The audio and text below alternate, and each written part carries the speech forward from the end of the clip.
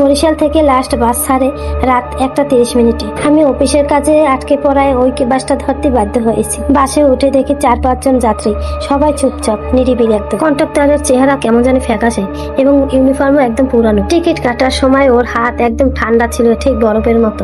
রাত যখন ঠিক 12:40 বাজে, তখন বাসটি চাঁদপুরে ভাঙা ব্রিজের কাছে আসতেই হঠাৎ বাসের মধ্যে লাইটগুলো সব অফ হয়ে গেল। তখনই কন্ডাক্টর চিৎকার দিয়ে বলল, সবাই মাথা নিচু করেন, সামনে অ্যাক্সিডেন্ট হয়েছে। আমি চোখ খুলতেই দেখি সামনে 2 বছর আগের অ্যাক্সিডেন্ট হওয়া সেই ভাঙা বাসটি, এবং সেই একই জায়গায় এবং রক্ত। আর ওই ভাঙা বাসের কন্ডাক্টর জানালা দিয়ে তাকিয়েছে ঠিক আমার দিকে।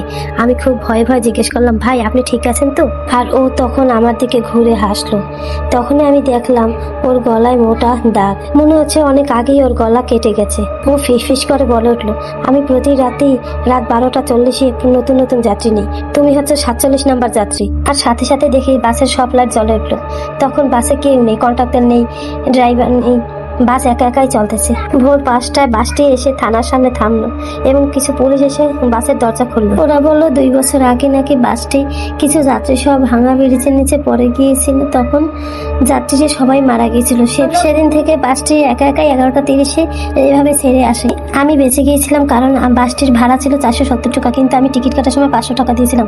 ওরা আমাকে 30 টাকা ফেরত দিতে পারে নাই, এই জন্য আমি বেঁচে গিয়েছি। Thank you.